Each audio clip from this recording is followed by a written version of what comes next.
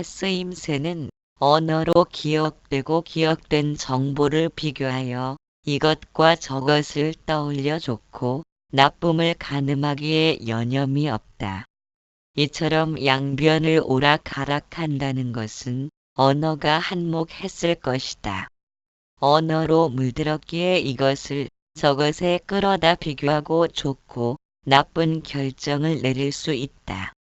마음 바탕이라면 기억된 정보를 담는 통에 해당할 것이기에 생각이나 언어에 물들지는 않을 것이다.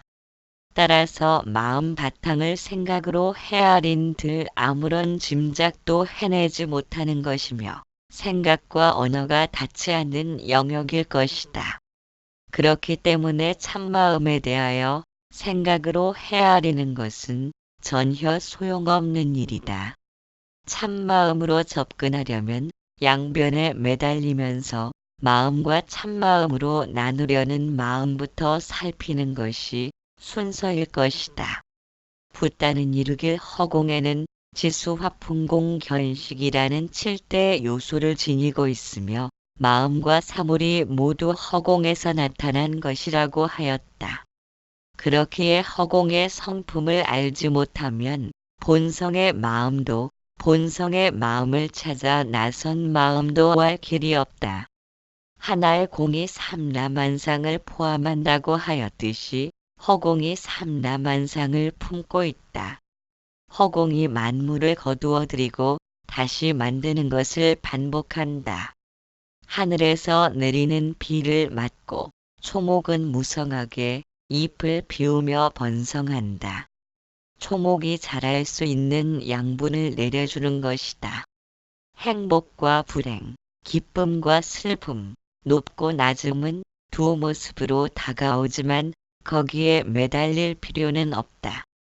왜냐하면 좋은 일만 계속되는 곳을 찾아 거기에서 산다면 조금 덜 좋은 일은 나쁜 일이 될 터이고 나쁜 일만 계속되는 곳에서 산다면 조금 덜 나쁜 일은 좋은 일이 될 것이다.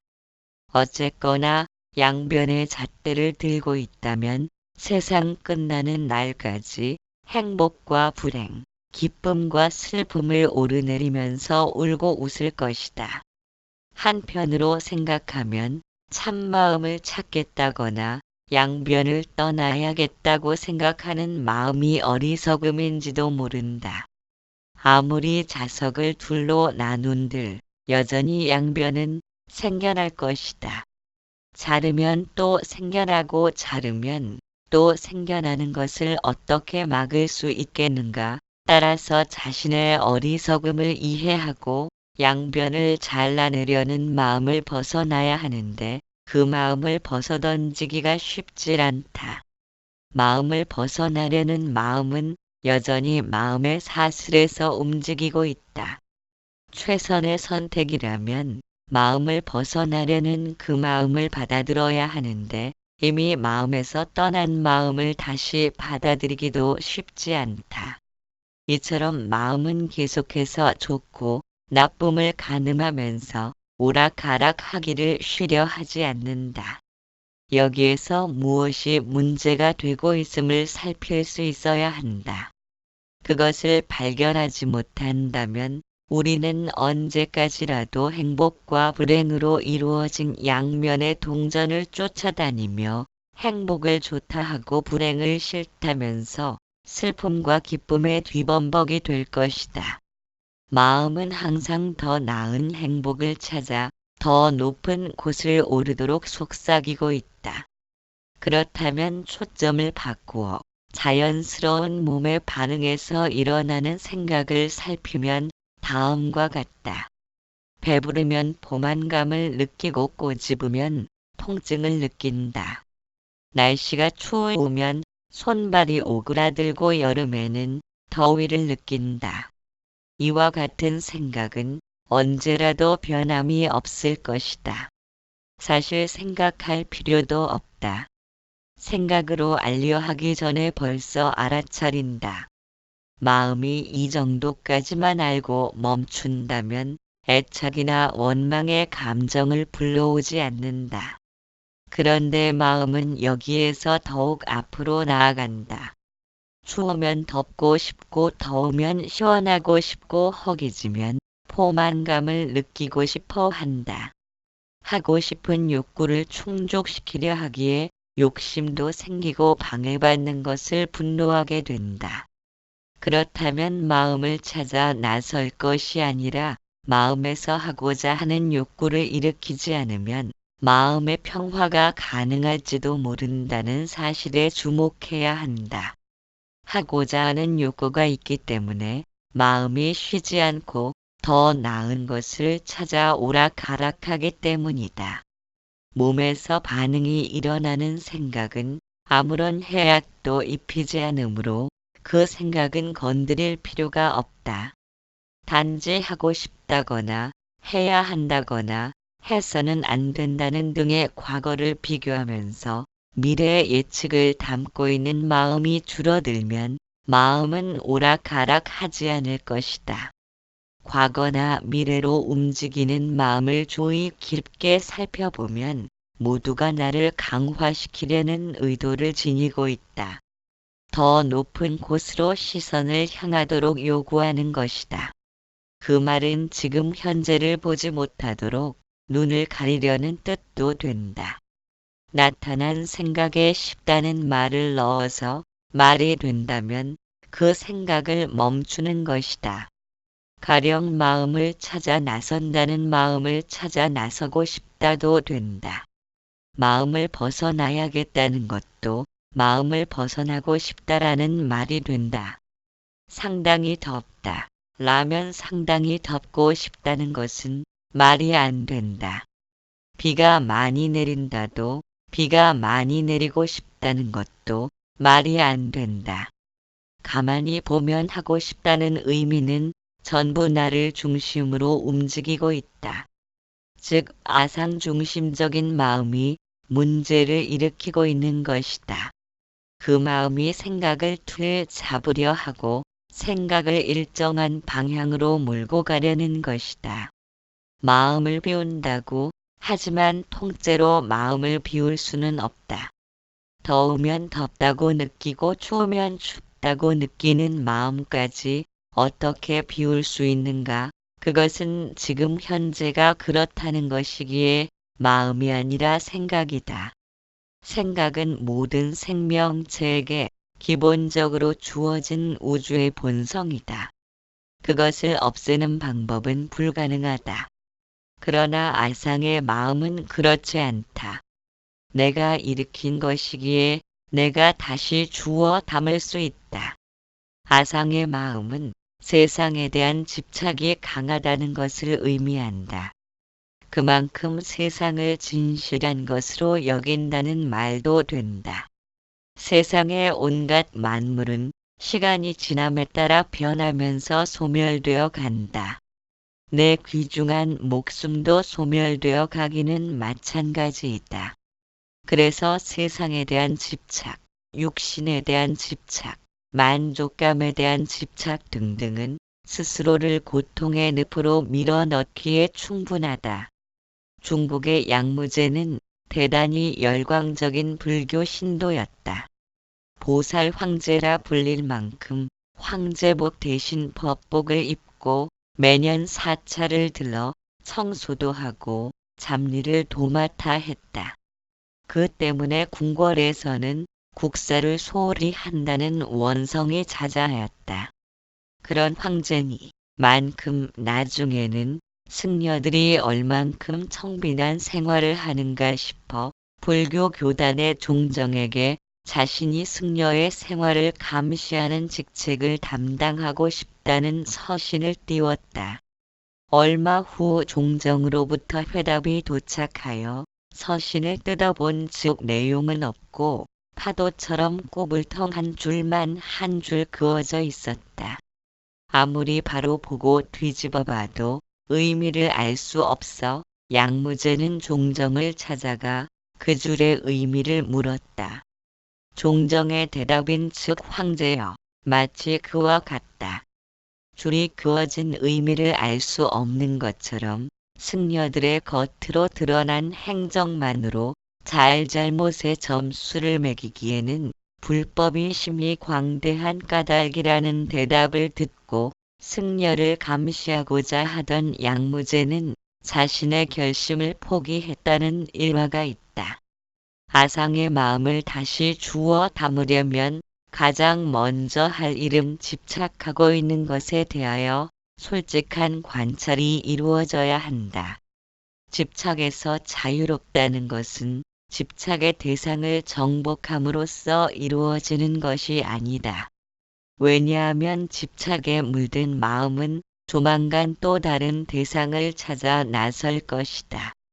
따라서 집착에서 자유롭기를 바란다면 오직 자신이 집착하고 있는 문제를 마주 보아야 한다. 무엇 때문에 집착하고 있는지에 대한 원인을 살피고 집착을 성취했다면 또 다른 집착의 대상을 찾는 것은 아닌지 등에 대하여 어떤 문제가 일어날 것인지에 대한 결과를 검토할 수 있어야 한다.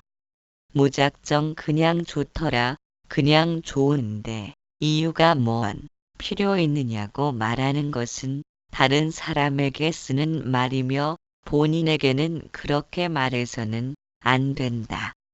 자신을 합리화시키려는 의도가 있기 때문이다. 누구라도 집착을 지닐 수는 있다.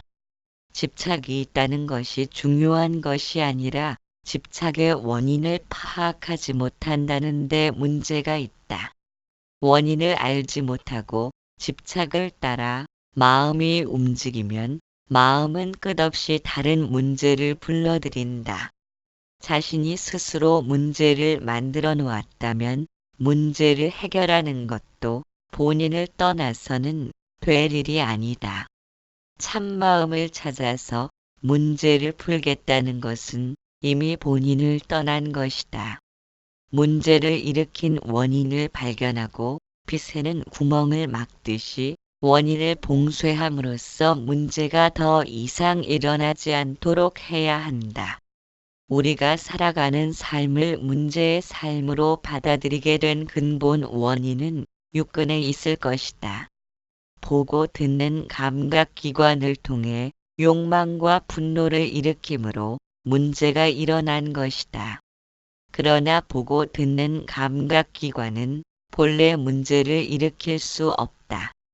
모든 생명체들이 공통적으로 지닌 것이기에 인간만이 유독 자신의 삶에 집착하기 때문에 문제가 생겨난 것이다. 집착을 일으키는 근원지가 보고 듣는 감각기관에서부터 출발한다. 보고 듣는 것을 과거의 이미지로 보고 들으니까 비교하게 되고 좋고 나쁜 개념이 나타나서 욕망과 분노를 일으킨다. 보고 듣는 일을 뜯어고치지 않고 아무리 참마음이니 일종의 성품이니 하는 것들을 찾아낸다 해도 결과는 마찬가지이다. 그래서 신신명은 처음부터 끝까지 보고 듣는 방법에 대하여 말하고 있는 것이다. 둘 아닌 전체로서 보고 들어야 한다는 것이다. 그것이 욕지양단 원시일공 욕지양단 원시일공이라는 말이다. 양변을 달려봐야 결국 허공밖에 손에 쥘 것이 없다는 말이다. 허공이 양변을 만들어냈다는 것이 일공동양제한만상이다. 일공동양제한만상. 우리가 이 말을 못 알아먹으니까 이런저런 소리를 늘어놓을 수밖에 없다. 귀에 못이 박히다 보면 얼떨결에 알아먹을 수도 있을 것이다. 온 세상이 허공뿐이라면 마음은 탐닉에 빠지라고 고사를 지내도 빠질 수가 없다. 무언가 있어야 빠질 것이 아닌가. 심리학자인 프로이트는 심리장애의 모든 원인을 잘못된 성의 오류로 파악하고자 했다. 예를 들면 심리상으로 문제가 발생하는 원인을 어릴 때 계모나 양부에 대한 학대로 인하여 드러나는 것이라 했다. 이처럼 어릴 때 받은 충격은 거의 일생을 지배한다. 그로 인한 폐단이 심적인 장애 요소로 나타난다는 것이다. 이 같은 공식을 갖고 정신분열증의 환자를 살펴보니 거의 대부분 어릴 때 충격을 받은 사실을 발견할 수 있었다. 감수성이 예민한 시절에 학대를 받았다면 그것은 분명 잠재의식 속에 숨어 있을 것이다. 우리의 내면에는 모든 문제를 해결할 수 있는 지혜를 지니고 있다. 자신의 내면을 들여다보지 못하고 밖으로만 달리다 보면 허공뿐인 세상에서 엉뚱하게 집착을 부리다가 고통당하는 일도 발생한다. 아무튼 허공을 쉬면서도 허공을 받아들이기가 쉽지 않은 노릇인 것은 그만치 마음을 통해 욕망과 분노의 삶을 살아온 탓일 것이다. 그래서 우리는 한꺼번에 허공이 되질 못한다. 온 세상이 허공뿐이라는 것을 이해하고 납득한다 해도 마음은 여전히 세상에 대한 매달림을 놓아버리지 못하기 때문이다. 무엇 때문인가? 시곤이 주리를 들고 있기 때문이다. 태어나면서부터 시곤의 영향력은 지대하다. 모든 감각의 작용들로 인해서 훈습되어진 내면은 마치 욕망과 분노로 물든 상태와 같다. 그래서 보고 듣고 맛봄을 통해 욕망과 분노의 스위치를 누르게 된다. 우리는 잠시도 내 맘에 들고 안 들고를 떠나서는 살지 못한다. 말로는 아상 중심을 벗어나야 한다고 하지만 그마저도 아상 중심을 행하는 것이다.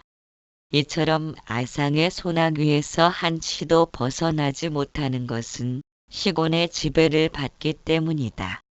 아상을 벗어나려 하는 것은 마치 눈을 보호하기 위해 깜빡이는 눈을 의지로서 멈추려는 것과 같다. 깜빡이는 눈은 내가 깜빡거리는 것이 아니다. 허공이 깜빡이는 것이다. 이처럼 모든 것이 허공의 행해짐이라면 의도는 전혀 필요치 않다. 단지 허공과 등을 돌리려는 벽만 높게 쌓을 뿐이다.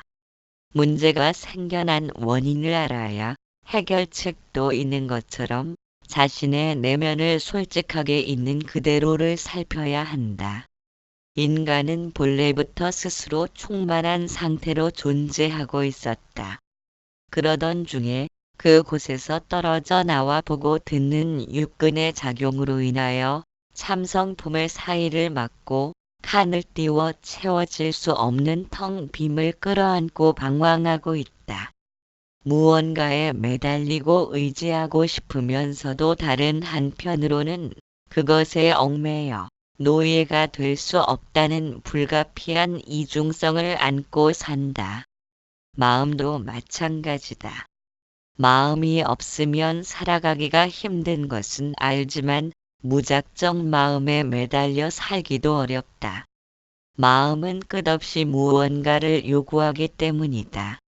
마음이 요구하는 대로 남부럽지 않게 살려고 자신의 주변을 무언가로 가득 채우려 하지만 그럴수록 외로운 고독감은 줄어들지 않는다.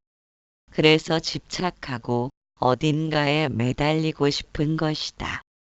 적어도 그 시간만큼은 고독감에서 벗어날 수 있기 때문이다. 어쩌면 마음을 찾아 나선 것도 고독감이 두려운 때문일 것이다. 참마음을 찾는다면 고독감에서 해방될 것 같다는 막연한 희망을 품고 있는지도 모른다.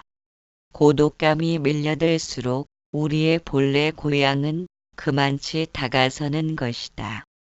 탁상시계의 벨소리가 잠을 깨어나게 하듯 고독감은 본래 스스로 완전함을 일깨운다. 인간이 고독감을 느낀다는 것은 허공의 존재이기 때문이다. 허공은 독립적인 객체로서 스스로 존재한다. 고독감을 몸 전체로 받아들이지 못하기 때문에 마음이 생겨나고 집착을 일으키는 것이다. 갈망이 존재한다는 것은 고독감이 충만하질 못했다는 말이다. 고독감을 받아들임으로써 몸 전체의 세포를 잠에서 깨워야 한다. 아주 먼 옛날에는 인간과 신이 거의 같은 수준이었다고 한다. 단지 차이가 있다면 신은 몇천 년을 사는데 반해 인간의 수명은 불과 500년 정도라는 차이밖에 없었다. 그러다 보니 신들은 자신의 권위에 도전해오는 인간들을 물리치기에 여념이 없었다. 결국 신들은 한 자리에 모여 인간을 둘로 나누자고 합의를 했다.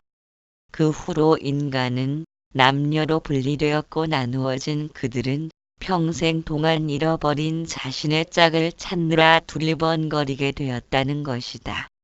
모든 욕망 중에서 식욕에 관한 욕망이 가장 낮은 단계이고 다음은 성욕이다. 즉 식욕을 충족치 못했을 땐 성욕도 자리를 잡을 수 없고 성욕이 충족치 못하면 다음 단계의 욕망을 넘볼 수 없다. 이러한 번뇌를 태어날 때부터 지니고 있다 하여 구생기라고 한다. 구생기에 반하는 번뇌는 분별기라 하여 사유하고 분별함으로써 갈등을 겪는 후천적인 번뇌를 말한다. 그래서 붓다는 원초적 번뇌인 성욕에 집착하려는 어리석음을 발견하고 나서야 비로소 뜻이 안정될 수 있다고 하였다. 따라서 금욕적인 생활이 필요한 것이 아니라 성적인 욕망을 거꾸로 되돌려 진리를 향하도록 해야 한다. 왜냐하면 우리에게 존재하는 에너지란 단 하나뿐이며 그것은 성에너지이다. 그것이 모습을 바꿔 열정, 욕망, 분노 등의 여러 가지의 에너지로 나타나지만 인간은 결국 성에너지로 인하여 태어난 까닭이다. 붓다도 제자들에게 말씀하시길 만일 인간이 두 개의 생식기를 지녔다면 세상에 도 닦을 사람은 하나도 없을 것이라 하였다. 그렇기 때문에 참마음을 찾아 나서는 것이 혹시 고독감을 탈피하려는 시도가 아닌지도 발견되어야 한다. 어떤 문제에서 완전한 탈피란 완벽한 이해가 수반되어야 한다. 그러기 위해서는 주어진 문제에 대하여 회피하지 않고 직접 마주대함으로써 막연한 두려움을 벗어나야 한다. 마음은 능숙한 투망꾼처럼 우리에게 항상 올가미를 던지고 있다. 우리는 무수한 세월 동안을 매번 속고 또 속아왔다. 성욕에 명예욕에 성불욕에 속고 또 속아 막상 가보면 거기엔 공허함만이 존재하는데도 언제나 그런 식이다. 그것은 마치 밤하늘의 별을 보는 것과 같다. 분명히 눈으론 보이지만 실제로 우리가 보고 있는 것은 수십 몇 년 전에 존재하던 별의 모습을 보는 것이다. 빛의 속도는 1초에 지구를 7바퀴나 돈다고 한다. 그런데도 몇 년이나 걸릴 만큼 먼 거리에서 빛나기 때문에 지금 눈에 보인다고 현존한다고 단정할 수는 없다. 지금은 이미 소멸되었을지도 모르는 일이다. 이와 마찬가지로 욕망도 또한 허구이다. 아무리 욕망에 집착하여 매달린다 해도 우리 앞에 남겨진 것은 언제나 좌절과 허탈감뿐이다. 한 번 문제를 삼게 되면 문제를 벗어나야 한다는 덫에 걸려 꼼짝달싹 못한다. 인간에게 번뇌가 일어나는 것은 지극히 당연한 일이다. 산에 가시가 많다고 해서 산 전체를 융단으로 덮은 후 산길을 걸어갈 수는 없다. 진흙 속에서 연꽃이 피어나듯 번뇌의 종소리가 들릴 때 깨어있음에 연꽃을 피어나도록 해야 한다. 욕망이든 번뇌든 문제 삼지 말아야 한다. 그것들은 스스로 피었다 지는 허공꽃과 같다. 건드리지 않고 문제 삼지 않는다면 마음이 쳐놓은 함정에 빠질 일은 없다. 그들은 모두 때 되면 길을 나서야 하는 손님들이다. 양변을 오락가락하는 마음에서 자유롭고자 한다면 생각을 간섭함 없이 지켜보아야 한다. 그러면 얼마 지나지 않아 사그라든다. 이것이 신신명에서 말하고 있는 불용구진 유수실견의 견해를 쉬는 것이다. 즉 진리를 찾으려 말고 찾으려는 마음을 쉬라는 의미이다. 우리의 시선은 현재를 향해야 한다. 우리가 지금 이 순간에 존재한다면 아무런 불만도 부족감도 없다. 불만과 부족감을 느끼는 것은 과거의 기억을 떠올리며 비교해야 나타나기 때문이다. 마음이 과거를 떠올린다는 것은 지금 이 순간을 놓친 탓이다. 그렇게 되면 마음이 들끓게 된다. 초점이 지금 이 순간을 놓치지 않고 있다면 마음은 쉽게 우리를 흔들어대거나 동요시키지 못한다. 우리가 지금 이 순간을 놓치면서 살고 있기에 마음이 과거와 미래를 넘나들면서 꿈속을 전전하는 것이다. 지금 이 순간을 있는 그대로 보는 것이 본래 우리들의 모습이다.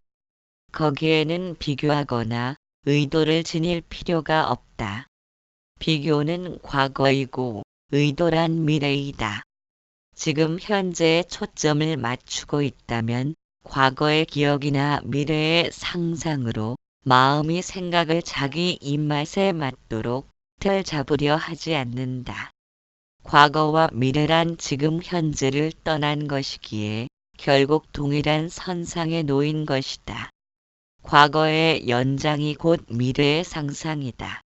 마음의 평화에 대하여 평화를 가져다 줄 진리에 대하여 애착과 원망을 일으키는 마음을 벗어나는 방법에 대하여 생각할 때에는 아무리 찰나간이라고 해도 그것은 이미 지금 이 순간을 벗어난 것이고 저만치 과거로 추락한 것이다. 일공동량제한만상 일공동량제한만상 이 뜻하는 하나의 공은 양변을 동시에 지니고 있다. 마치 자석이 N극과 S극을 동시에 지니고 있는 것처럼 허공은 삼라만상을 만들어내고 있다.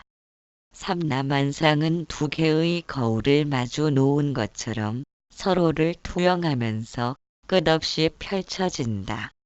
우리가 이러한 이치를 터득하지 못한 채 양변에 매달리면서 상대적인 세계에 머물고 있다면 서로를 비추는 두 개의 거울처럼 끝없이 반연하면서 나타나는 추구하고 도달해야 할 수많은 목표들로 하여금 혼란받을 것임에 틀림없다.